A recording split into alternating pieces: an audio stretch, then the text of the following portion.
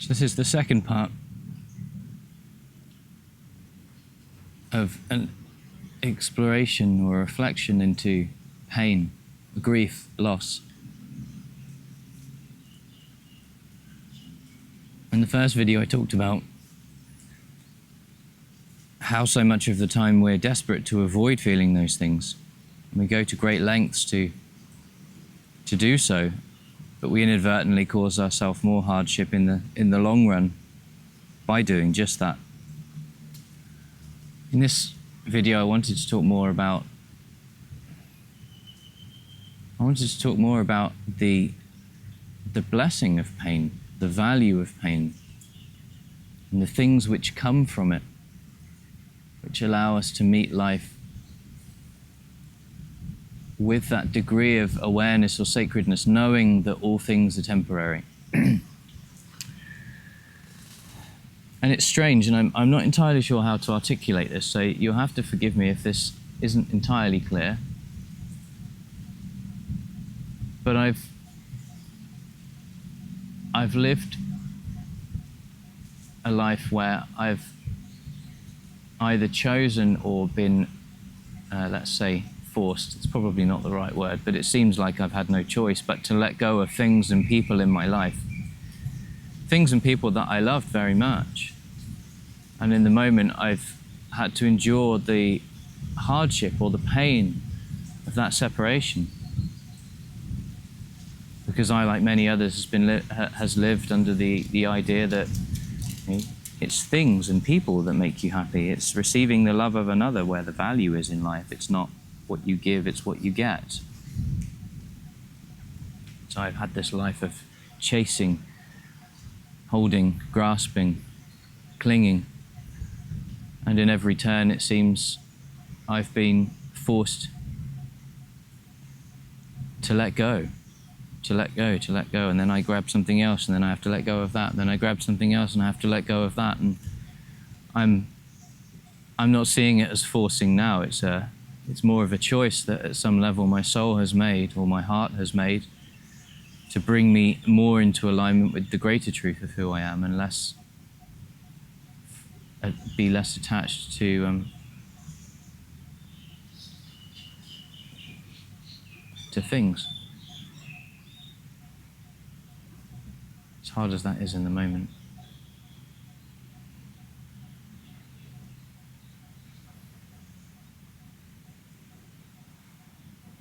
And as painful as it feels, you go through that process, as painful as it feels when you have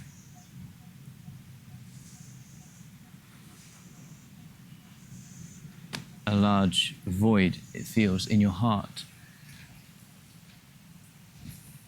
Because something that was there is no longer there. The void creates a space for a different kind of love to come in if you allow it to, and much of the time we don't. And the love that it creates a space to come in is a universal love. It's a love for oneself. And it's a love for oneself that can be cultivated and then shared with another, rather than expected from another. You see the difference, right? We see love traditionally as something that we can get rather than something that we give.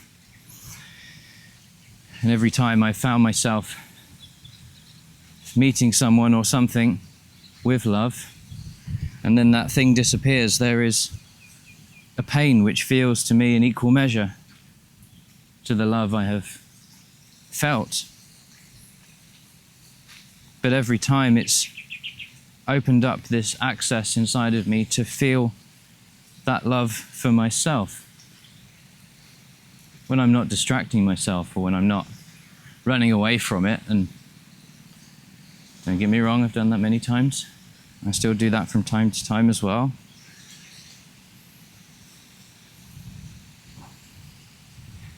But we don't need to run away. We don't need to medicate or cope. We're told that we do because we're told that feeling bad is, feeling sad or feeling grief is like it's wrong. Why? Well, I'll leave that for you to decide. But it seems to be a large part of the narrative in many people's experiences. And so I had to challenge that for my own benefit, because it just simply it doesn't make sense to live a life where you're constantly experiencing suffering. And the suffering is the resistance to the experience. It's not the experience itself. The suffering is what the mind creates when it says, this shouldn't be happening. Why did this happen to me? Why did this person have to leave so soon? Or why did they have to tell me they don't love me anymore and go and do this with someone else? Like, that's the resistance. And these things come in to teach us. And like, otherwise, what's the point of living a life where you're just exposed to constant suffering, where nothing ever goes the way that you want, and everyone seems to at some point leave you or turn against you? Like, that's just, whether you believe in a universal creator or not, it seems kind of harsh, don't you think? And I've subscribed to that worldview also, and I've looked for a perspective. I've looked inside myself, and I've looked at teachings of various kinds and reflected in silence to try and make sense of that. Because, I mean, in my history, that kind of story to me is like, well, if that's how it feels, then what's the point in me being here? I may as well just take the road out right now, and many people have done that. And that's unfortunate. But seeing those moments as invitations to step into a space where there is something holy, there is something sacred, there is something valuable to be realized, it involves giving yourself space. It involves giving yourself a degree of kindness. And it doesn't mean any wild gestures. It just means giving yourself a bit of space. Taking moments here and there to acknowledge how you feel if that's painful. Not to try and make meaning out of it or to try and therapy away the pain. Just to be with it. If you have children, you'll know that when children fall over and they hurt themselves and they cry, if the physical damage that they've done is not very serious, they just grazed the knee or something like that, then really all they want is to be consoled. And that's what we want. And sometimes we have people around us to do that for us, but as well-meaning as many people are, they tend to inadvertently reinforce the story that we are somehow a victim, or we're inconvenienced because of what's happened. But we can console ourselves. We can give ourselves that space. We can heal in our own silence. And so then we have two forms of consolation. We have the inner consolation that we offer to our own hearts, and we have the external consolation that we... Sorry, I just hit the microphone. We have the external consolation, apparently external consolation, that we can experience from others. And we can ask others to just be with us, not try to fix anything. And so many of us would also benefit from that, I feel.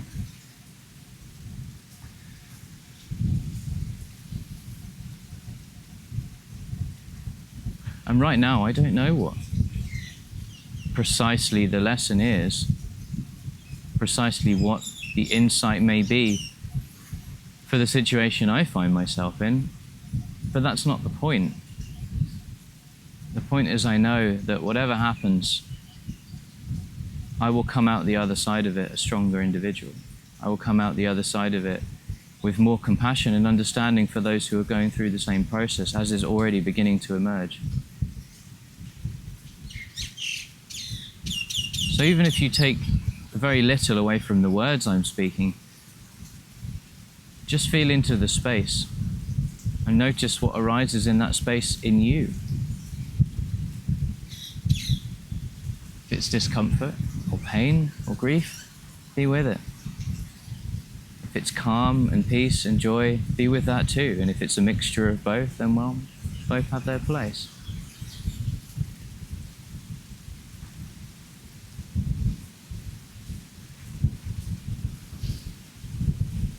And if you want support with that, if it feels like the weight of that discomfort or that pain is too much for you to bear in your own company and you don't have people around you, then know that there are places you can go. There are people like me around the world who want to help you through that experience, not by trying to get you to the other side, but by being with you wherever you are. And by choosing to watch this video, you're choosing to be with me where I am, and I appreciate that. I really appreciate that. And right now it looks like I'm about to get rained on, because it's a rainy season here in Thailand, which I'm doing my best to avoid. Again, such is the nature of life that it's unpredictable at times.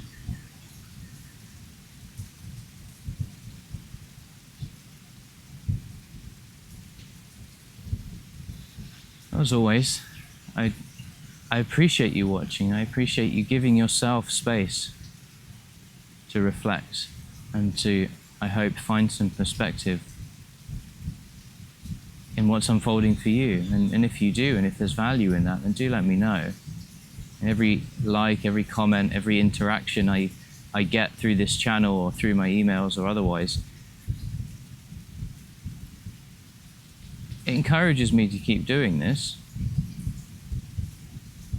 Lets me know that there's value in these words, but also it tells the machines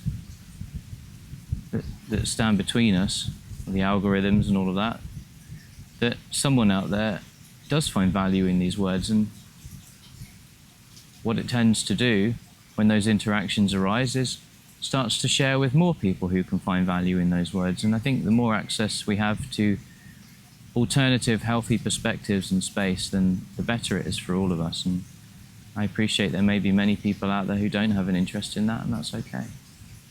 But for those that do, I hope this finds you. And for those that do, I hope you find the resolve that you need to help you navigate through whatever challenging circumstances you find yourself in this moment. And if I can be of support in any way, then do reach out. Again, for now, I thank you for your many kind words and your interactions so far, and I shall see you on the next video.